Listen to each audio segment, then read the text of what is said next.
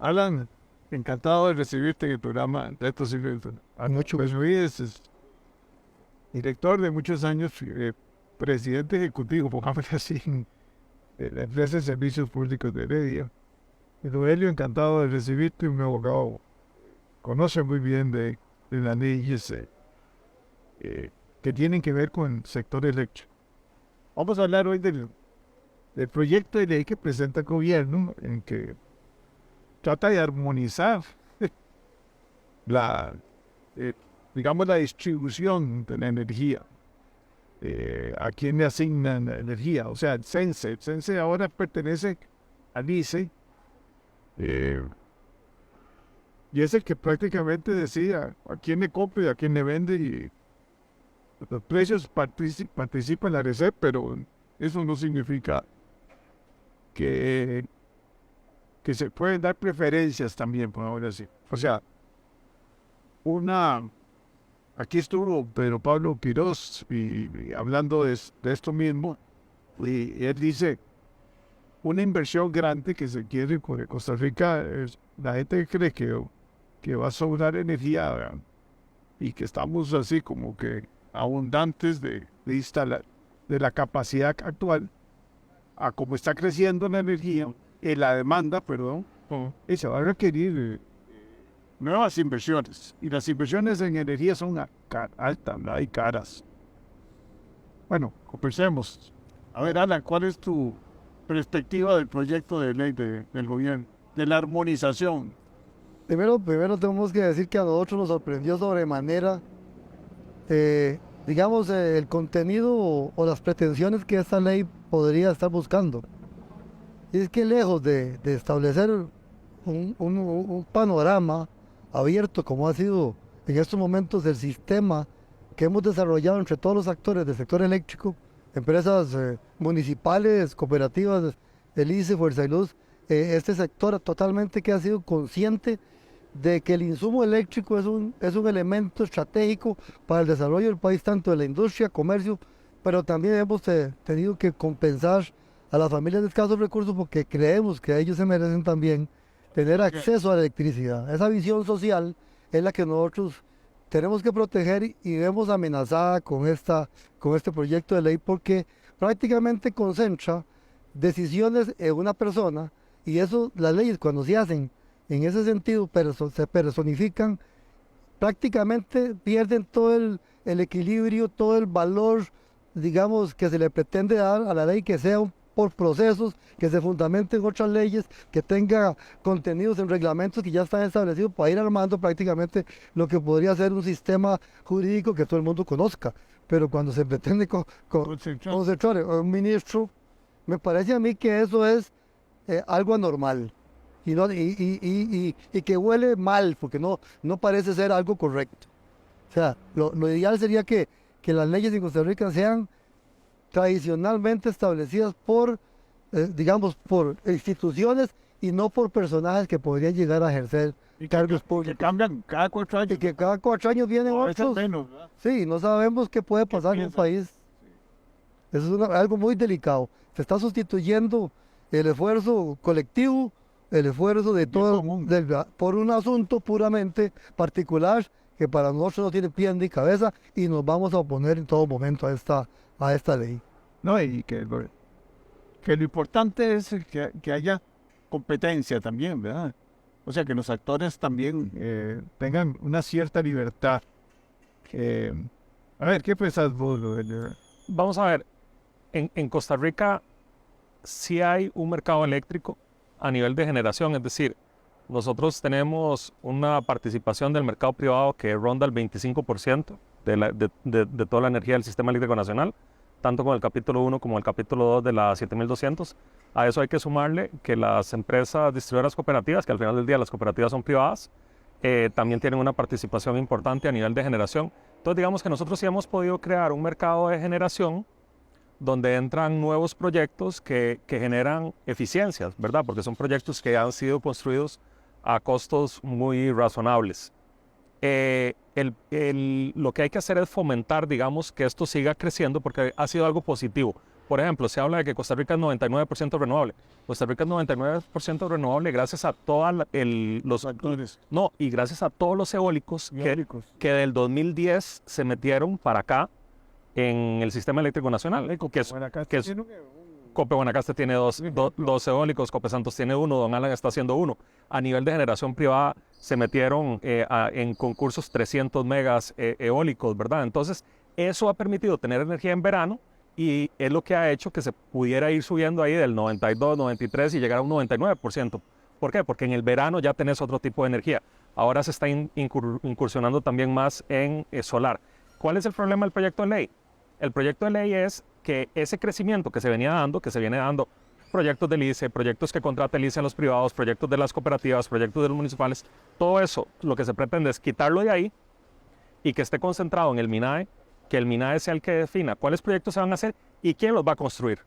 Porque supuestamente lo que se plantea es que el MINAE se va a encargar de hacer licitaciones, como si el gobierno central fuera ágil haciendo licitaciones, que no lo es, pero la idea es esa. Yo digo cuáles proyectos se hacen, para quién se hacen, y yo hago la licitación para ver a quién se lo adjudico. Al final es un modelo, llevarlo más bien hacia una ineficiencia. Y lo otro que a nosotros nos preocupa muchísimo es que el proyecto dice que una vez que se satisfacen las necesidades, los excedentes de energía que quedan en el mercado están a disposición del ministro rector.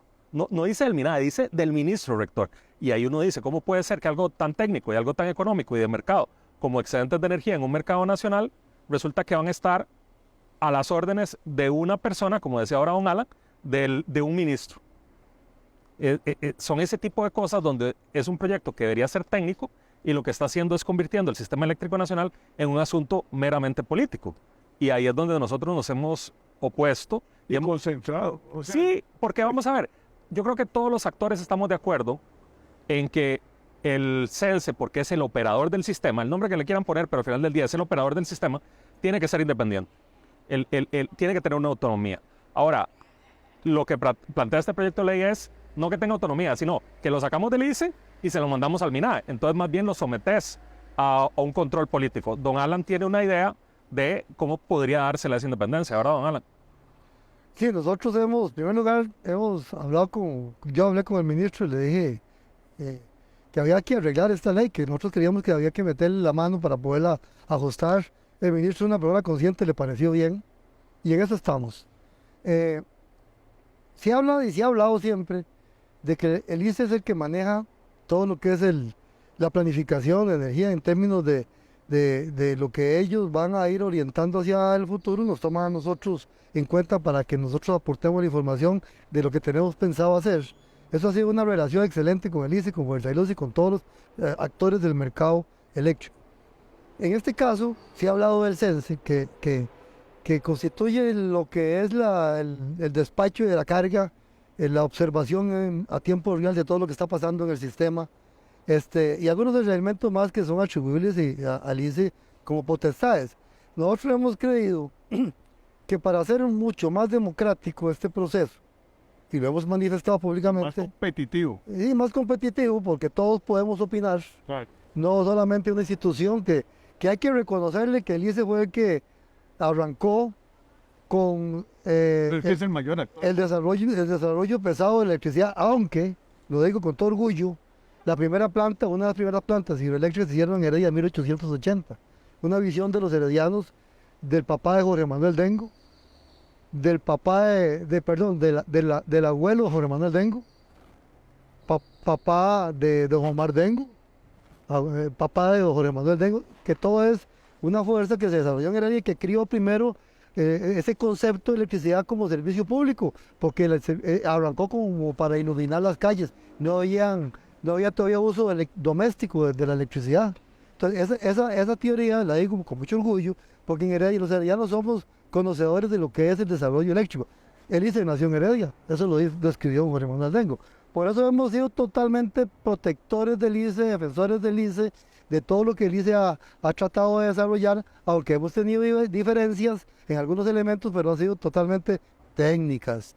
En el caso de lo que es el CENSE, nosotros creemos que el CENSE debe ser separado y creado por una ley de la República que le dé una autonomía y que le dé participación a los actores del sector eléctrico. yo le digo, la Cámara de Industria me parece que es un actor importantísimo. Son consumidores de alto nivel.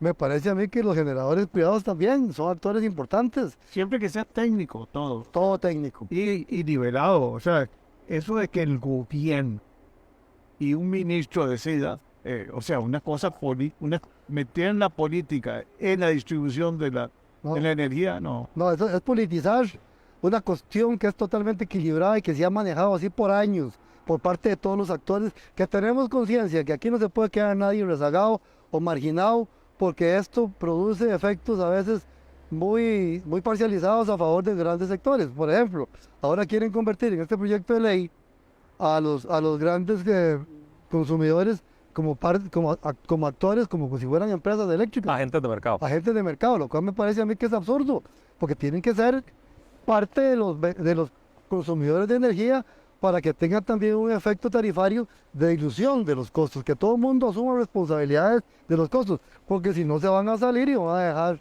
a la gente de escasos recursos al garete. O sea, eso puede causar un impacto social en el precio de la energía para la gente más, digamos, gente pobre o gente un poquito más debilitada económicamente. Entendemos que esto no ha sido posible gracias a que los actores del mercado hemos sido conscientes del papel que tenemos que jugar para proteger a la parte social de este país. Y yo lo que digo es que ahora este CNC podría constituirse, todos los actores del mercado, las empresas distribuidoras, el ICE, Fuerza y Luz, las cooperativas, las empresas municipales, y constituir un grupo pensante técnicamente capaz de dirigir hacia el futuro todo lo que es la planificación, la producción de energía, la operación del sistema, simplemente como una operación separada del ICE que pueda tener efectos. Lo que tenga independencia. Exacto. Tampoco es que el ICE va a ser juez y parte, porque No, no. él es el mayor actor, ¿verdad? Sí. Es el tiene el Eh, 70%. Eso se lo daría la ley. La ley que se haga en el Congreso tendría que valorar todos esos elementos. Pero es variable, acordate que, hey, pues, yo digo, bueno, si entran nuevos actores, ¿verdad? Nuevas empresas de servicios públicos, nuevas cooperativas, hey, ellas tienen que tener, el CENSE tiene que tener cierta neutralidad.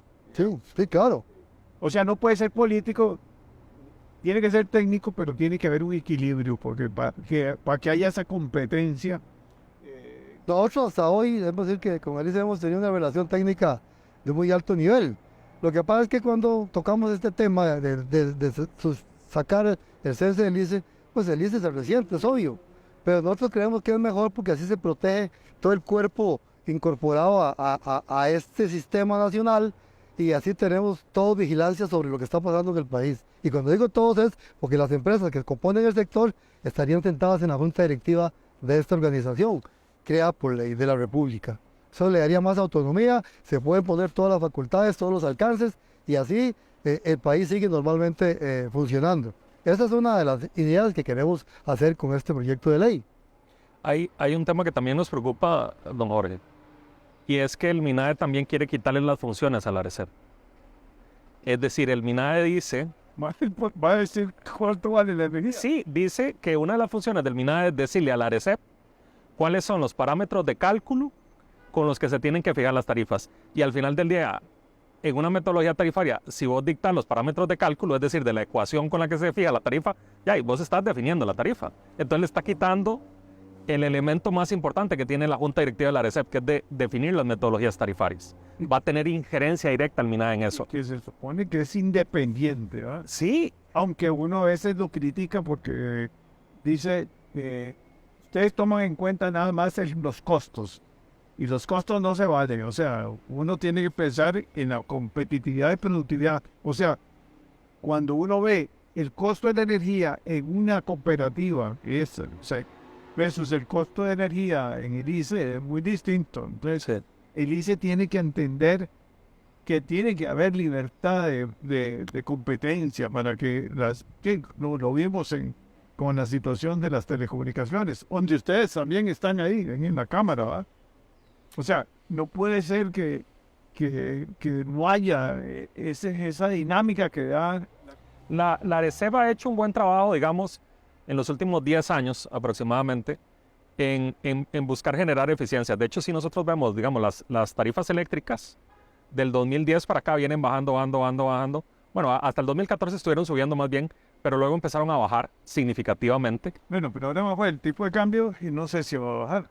Bueno, la electricidad realmente lo que ha bajado es sorprendente a nivel general en Costa Rica. Porque no estamos quemando tampoco. No, exacto. Y porque al final, una cosa en las que nosotros decimos, don Jorge, el sistema eléctrico nacional nuestro ha sido exitoso. Tiene cosas que hay que mejorar. Tenemos un montón de leyes dispersas que eso es un desorden y realmente hay que organizarlas.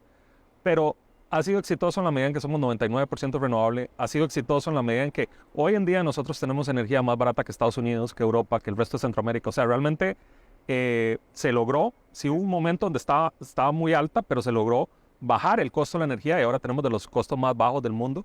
Como están contra México, contra Colombia. Vamos a ver, en relación a Colombia o México, hay momentos donde, digamos, que estamos parecidos, hay momentos en que no, pero también en Costa Rica hay algo que hay que entender y es que Costa Rica lo que hace es privilegiar dos segmentos, el residencial. A nivel de tarifas residenciales prácticamente no hay nadie que nos gane, es decir, que tenemos de las tarifas residenciales más bajas, más económicas. Y el otro segmento que tenemos también con tarifas muy competitivas y mejores que esos otros países es a nivel industrial. Donde tenemos una tarea pendiente, sí, ahí digamos que somos súper competitivos. Donde tenemos una tarifa, un tema pendiente es qué hacemos con toda la parte comercial. ¿Qué hacemos con supermercados? ¿Qué hacemos con hoteles? ¿Qué hacemos con restaurantes? ¿Qué hacemos con tiendas? Porque ahí esa tarifa en la que todavía no hemos logrado también llevarla a esos otros niveles donde sí tenemos lo residencial y lo industrial. Porque siempre hay un costo de oportunidad, ¿no? Pero eso es una tarea pendiente. Por eso nosotros no podemos decir de que el trabajo ya está hecho y que no, hay que hacer cambios, hay que mejorar, hay que ir a más, pero no hay que destruir todo lo bueno que ya tenemos y menos dárselo. Bueno, te cuento que es importante que los costarricenses comprendan. Yo estuve en la Cámara de Industria, ¿no? Fui presidente de la Cámara de Industria. Una de las luchas importantes Así fue es. de que fuéramos competitivos, ¿verdad? Si ya somos competitivos, bueno, ahora te pregunto por el tipo de cambio, entonces decir, bueno, quién sabe. Si ahora a 500, si se miden en dólares, ¿verdad? El kilowatt, Sí, bueno, pero no sé, pero y el ICE tiene tarifas en colones, ¿verdad? en colones, sí. No en dólares. Entonces, el ICE debe 5.000 millones de dólares, ¿verdad? El ICE merece cambiar la estructura para lograr mayor productividad. Yo estoy convencido de que ustedes, lo que es el sector privado, porque ustedes son sector privado, son mucho más eficientes, ¿verdad? Que el ICE, ¿verdad? Y que lo que se ha logrado mucho de bajar bajar las tarifas también es porque al entrar Competencia. solar, ¿verdad? Que baja, que los costos son... Los chinos bajaron los paneles impresionantemente, entonces el solar se volvió muy competitivo. El eólico Y también. el eólico también. Ahora viene, por ejemplo, viene un tema importantísimo que es la movilidad eléctrica, que es la responsabilidad que tenemos todos los actores del sector eléctrico Sí, todos los carros de hacer que eléctricos. toda la flota hacia futuro, como una responsabilidad país, pero también como una actividad comercial que nos conviene, es aumentar nuestras propias ventas de energía Claro. a todos los que quieran adquirir vehículos eléctricos, pero sobre todo el transporte público de buses. Ese es un reto país y lo estamos asumiendo entre todos los actores. Pero vamos a ver, si nosotros logramos que los transportistas, ¿verdad? Que son los que tienen las tarifas, que son los que se le fijan las tarifas, usen buses eléctricos, pues sí existen buses eléctricos, ¿verdad? Y la gente se moviliza por, ¿cómo se llama? Con buses eléctricos, es lo mismo que tener un tren eléctrico, ¿verdad? Ahora, ahí lógicamente, me imagino que los costos iniciales de inversión son muy altos. Eso es. La Reserva acaba de fijar una tarifa bajísima precisamente para incentivar eso. Creo que me parece recordar que anda como 47 colones, una cosa así, el kilowatt, precisamente para que haya un incentivo económico. Esto que hablábamos, que hay ciertas tarifas aquí que precisamente sí tienen ese incentivo económico de que los transportistas se muevan a tener buses eléctricos, que al final les va a salir muchísimo más barato que el combustible, ¿verdad?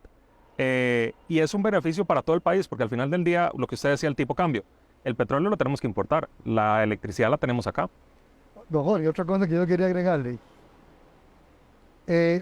Si nosotros entramos con una, digamos, acción muy dirigida, muy fuerte como empresas distribuidoras a promover esto, la movilidad eléctrica, tanto de la flota privada, de la flota pública, de todos los carros del Estado y todos los carros suyos y privados, los buses de transporte para chiquitos, los buses de turismo. La demanda eléctrica de este país prácticamente, no, tiene que triplicarse. Hay que triplicarla, entonces hay que invertir. Eso es plata. Eso- Pero además de eso, yo quiero decirle a todos los señores de las cámaras de transportes que viene intermedio una serie de inversiones, de redes, de sistemas que hay que instalar en las paradas de buses para poder tener energía que sea una energía que respaldada por otras líneas que permitan que toda la noche los buses estén cargando y que el sistema no se pare. Es decir, hace falta aquí que entendamos que las empresas eléctricas van a jugar un papel muy importante como colaboradores, pero también vienen implícitos una serie de costos que hay de inversión que se requiere definir quién los va a pagar. No, y además se necesitan reglas claras. Exactamente. Que vos no podés hablar de millones de dólares, pues son millones de Sí. dólares. Ay, no, que Miles de Que- millones. por eso, y quién Imagínate. es el que va a decidir. Ya, El ministro. el censo. Exactamente. Y entonces está en manos del ministro, sí está medio. Nadie fue. Está fregado. Pero si en San José hay 20 lugares donde van a dormir los buses, donde están operando ya 30 lugares, digamos, ampliando el área de la abuela, 40. Todos esos puntos tienen que tener energía. Y además, perdóname, yo creo que hay que buscar. En cambio de estar en todos estos enredos, hay que buscar, por ejemplo, para financiar ese cambio de los buses, ¿verdad? Porque todos los buses son Combustible. combustible. Hay que invertir y cuesta el doble posiblemente un bus eléctrico todavía. Sí, los buses pueden costar $230,000, $240,000, $250,000. Bueno, pero ahí están los fondos de inversión. Esto es un negocio bueno. Y en China sí se espera que para el 2025 las baterías bajen significativamente, don Jorge, porque el precio del litio sí ha venido bajando.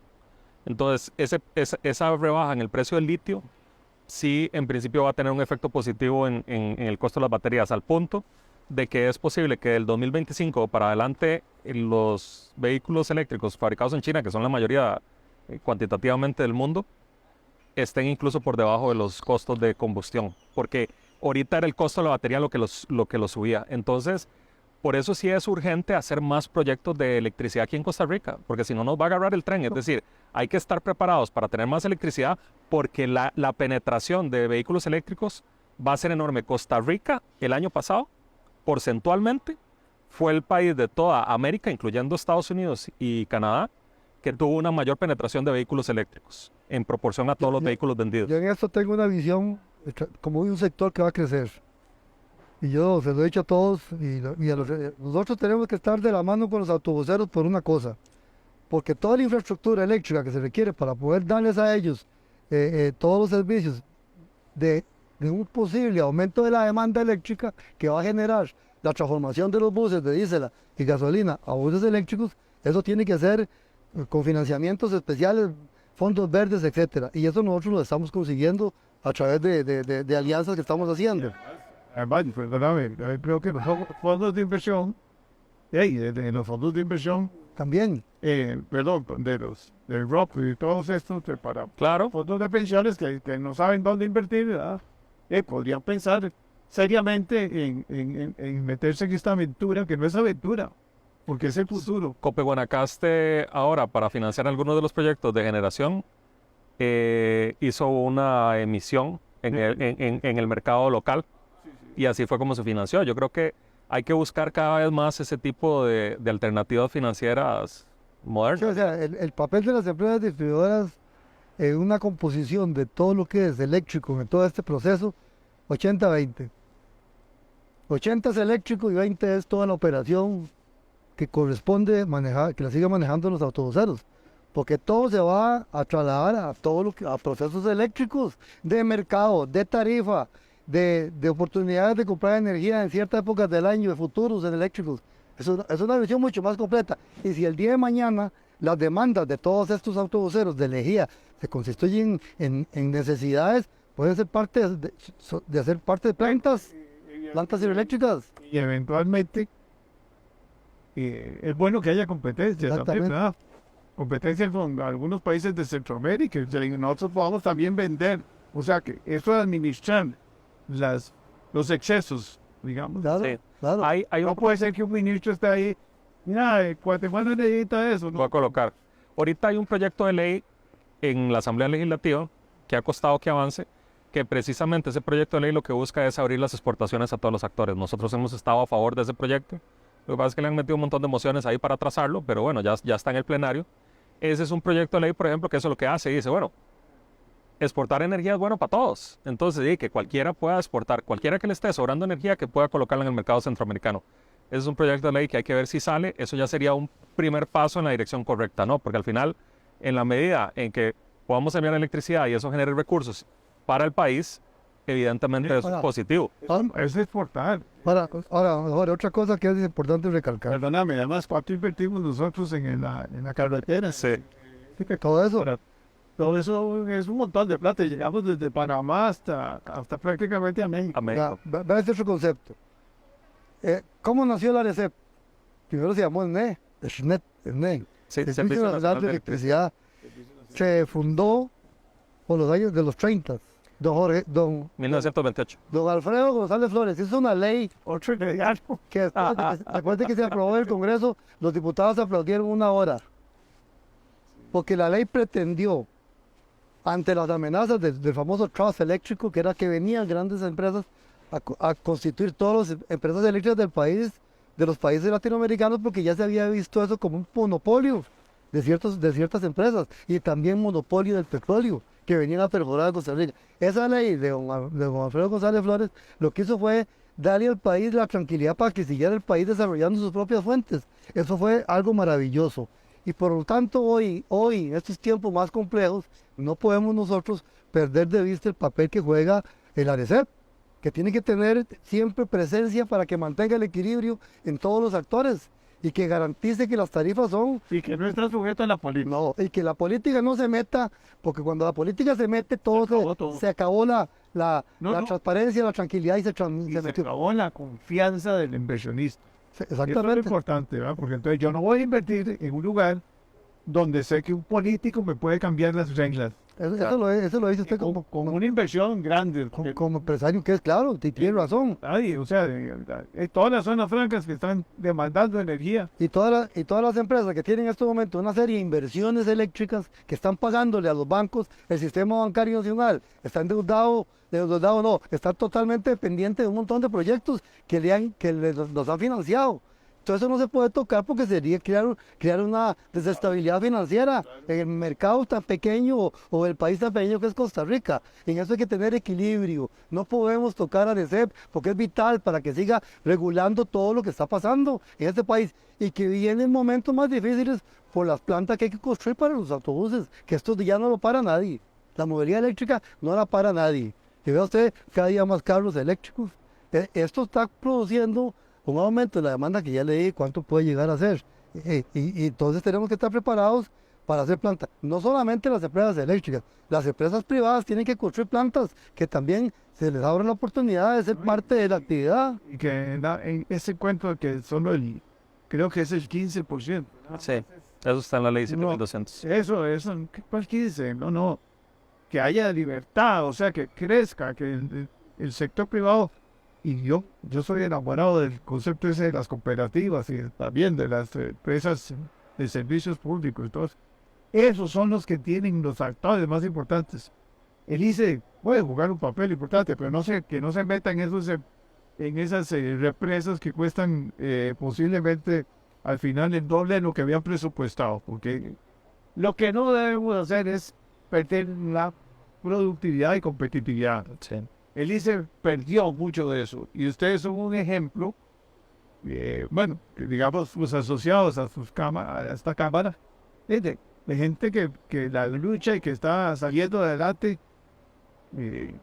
Yo estuve hablando con los de Cope Guanacaste y a mí los admiro, porque en Cope Guanacaste hizo la planta solar, está con aviónicas, Ahora va a ser una con basura.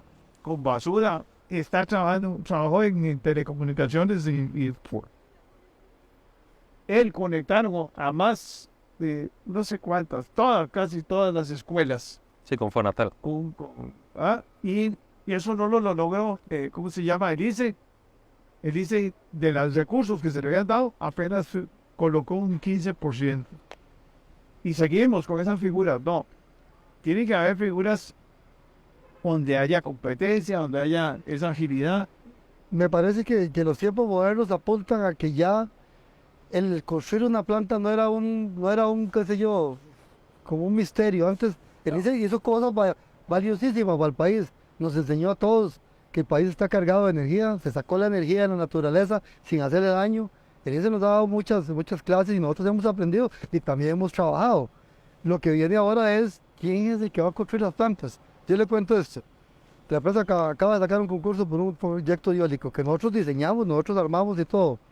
Y se puso ahí que el precio de la energía debe ser 15%, debe de tener un valor inferior al precio de la energía que nos vende el ICE. Y participaron y se adjudicó. O sea, y un 13% menos. Es que te voy a decir, no hay nada más lindo que competir contra un monopolio. Porque el monopolio no sabe lo que son los costos, porque no se miden. Pues, Ya, usted le pregunta cuáles son los costos, sí, pero ¿cuál es el costo? No, yo no es que estoy en contra de eso. No, Creo que fue una gran institución. Fue una gran institución.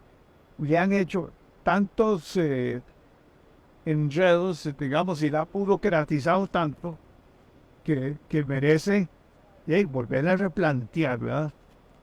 sí, el ICE se politizó mucho y eso fue Y bueno, lo mismo, entran juntas directivas de cada 4 años distintos pensamientos y vamos a ver, el ICE tiene que ser una institución técnica y así fue como se planteó. así. Fue. Eran puros ingenieros, Exactamente. puros ingenieros. Entonces, no es que yo quiera defender a los ingenieros, pero era una mentalidad muy distinta. Las oficinas estaban ahí, a la huesa, ahí era una cosa pequeña. Claro. En una casa, piensas en las oficinas, ahora el edificio ese es una parte, pero Hay varios edificios. Sí, varios edificios si los llenan. cuando yo estaba en la universidad, los ingenieros del ICE le decían al presidente de la República lo que había que hacer en materia de energía. Después de eso dio vuelta. Después fueron los políticos lo que le decían al ICE lo que había que hacer. Y ahí eso se debilitó. Yo creo que ahora el ICE está prosperando mucho, hay gente muy buena, nueva, que está cambiando, está con otra visión. Y eso nos agrada porque eso vuelve a retomar al ICE un papel importantísimo de ejemplo. Pero hay que renovar, Y es que uno lo ve en las telecomunicaciones. Hey, Colby ya no es abrimos la competencia. En este momento, conseguir una línea telefónica ya es fácil, ¿verdad? Pero Colby perdió su fuerza, perdió su nicho de mercado, su dinámica. ¿Por qué? Porque vuelve a lo mismo. Ser monopolio no es eficiente, es muy difícil. Y ustedes son un ejemplo de un grupo privado, pero hay que aumentar también la capacidad de que ustedes puedan suplir más de la demanda que va a tener, ¿verdad? Porque Y al gobierno hay que pedirle apertura en la discusión de este proyecto de ley porque creo que es importante que tengan la humildad de darse cuenta de que el proyecto está mal planteado. O sea, todo el mundo que ha ido a la asamblea le ha tirado al proyecto de ley el montón de defectos que tiene. Entonces, creo que no queda más que reconocer que está mal planteado, que tiene que cambiarse, que tiene que modificarse. Es un proyecto de ley, además, que eso no solo es que es un cheque para el MINAE, es un cheque en blanco, porque ni siquiera dice cómo se van a manejar los mercados, no dice cómo se va a manejar la planificación. Y cuando uno pregunta en el MINAE, lo que dicen es, no, es que vamos a sacar 9 reglamentos. No. O sea, en la ley tienen que estar claras cuáles son las reglas de juego, porque no puedes dar ese cheque en blanco. yo pues, personalmente creo que la parte del ICE, lo que es energía, que es producción, no estar, MINAE es muy concentrado en la parte de ambiente, y está bien. Aunque a veces tampoco pienso que, por ejemplo, proteger el que no podamos hacer más plantas geotérmicas en secas de los parques, sabiendo que no le ha afectado nada, y que es la energía más barata y más estable, ¿verdad? Eso es algo que... Sí, sí. Los recursos naturales que el hombre necesite tienen que sustraerlos de donde estén, aunque sea parques. Con toda la tecnología moderna es posible hacerlo sin dañar la naturaleza. O se va a perder esa agua, o se va a perder toda esa riqueza que está ahí. No, es necesario. No, es que seguimos Muy radicales en eso. muy radicales y eso no es. O sea, proteger el medio ambiente es un poco de ver dónde está la basura, el reciclaje, por ejemplo, el agua que botamos todo el tiempo al mar es un desastre, ¿verdad? Y nosotros necesitamos agua. Vea, pero nosotros, Siendo este país el quinto en el mundo que llueve más.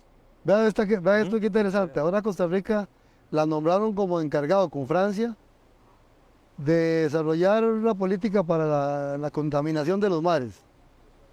Yo le cuento un cuento a usted aquí rapidito. Nosotros hemos durado 15 años en hacer un proyecto de alcantarillado sanitario para recoger todas las aguas negras de Heredia. Muchas de las aguas negras de Heredia son desplazadas a pequeños ríos, riachuelos, y eso va sumando y todo hace que el río Irilla arrastre hacia el Grande de Tárcoles y luego hacia el estuario que se llama el Golfo de Nicoya, grandes cantidades de sólidos en suspensión, producto de la química que usted ingiere cuando toma pastillas. Que eso es tan más venenoso que la materia fecal que pueda llevar biología, ahí qué sé yo, bacterias, eso no es nada a la par de la química. Se lo están comiendo los pececitos que están ahí en el mar. Lo digo la Universidad Nacional, no lo digo yo. Y nos está preocupando los pescadores artesanales. Por eso hay cosas más científicas. Hay cosas que tienen que de verdad este país cambiar. O sea, nosotros primero no tenemos las culturas. Y además, si quieren alguien montar una planta de procesamiento de basura, eso todo es una tramitología de locos, ¿no? Y hay que decirle al presidente que se está metido ahora en esto, que es muy importante, Costa Rica lo tome en cuenta, que empecemos por limpiar los ríos que están cayendo al mar, porque esa química es fatal. Y por lo tanto tenemos que hacer todo posible para que no se le lancen a los ríos aguas contaminadas, porque entonces estamos agravando la situación del océano. O sea, Tanque séptico. los tanques sépticos, ¿verdad? Contaminamos el acuífero. Vamos a la acuífero. Ya lo sabemos en Heredia. Tenemos 3 acuíferos parados en la población de Heredia, San Rafael, Santo Domingo, San Isidro, incluso San José y aparte de la abuela. Toda esa zona está cargada. Claro, hace rato está inyectando eso y además toda la química del café. Eso es un asunto delicadísimo. Tenemos que parar ya esa filtración. Bueno, pero entonces levanten la voz. Sí, claro, en eso estamos. No los he visto. No, estamos haciendo un proyecto que tenemos 15 años, ya estamos a punto de empezar para recoger todas las aguas negras. Es un proyecto grande y pesado. Y queremos que el país sepa que eso va a acabar con el riesgo que tenemos de contaminar las aguas que se van a tomar, No, y que los chiquillos que van a hacer. Perdóname, que es importante el agua, es que es importante. La más importante de Centroamérica. Porque viene es la más pura. La más importante porque se filtra en las montañas de la zona norte. Claro. Ese es un maravilloso tesoro de la naturaleza. Todo el agua que se produce ahí va para los acuíferos, 3 acuíferos. Es el acuífero más grande de Centroamérica. Toma agua San José, Alajuela, de Heredia. O sea, es una riqueza hídrica enorme. No podemos contaminarla. Vea usted que eso es ignorancia nuestra, porque eso fue hace 30 años que nos dimos cuenta de un montón de cosas. Porque la ciencia ha aportado información. Antes no se sabía eso. Salvo en 1888 que llegó Pittier y entró ahí y dijo, ustedes eso que está sonando es el volcán, porque lo llamaron porque había un estruendo en la noche y de día, y era el volcán Poás que estaba haciendo erupción. Pero después se vino y le dijo al presidente, vea, paren esa deforestación porque se van a quedar sin agua. Y el presidente de la República decretó una zona inalienable de 3 kilómetros para acá, de la cresta, y 3 kilómetros para allá, por 10 kilómetros de largo. Y ese decreto de 1880 permitió proteger todo el barrio de Gaurillo que hoy tenemos. Y ese proyecto se tomó en el mismo momento que estaban haciendo eso con Parques Yellowstone en Estados Unidos. O sea, Costa Rica ha tenido visión y ha tenido acción importantísima en la materia de protección de las riquezas naturales. Eso hay que reconocerlo. Y en eso tenemos que continuar, ¿verdad? Bueno, muchas gracias. Va a ser una mañana muy especial para discutir un tema prioritario, ¿no? Un tema bueno, y estuvo bueno, se lo digo. Una- Yo sé por qué se lo digo. Usted está Una- contento, weón. Un fuerte Estaba abrazo. re feliz, ¿no yo? Le soltamos toda la materia prima.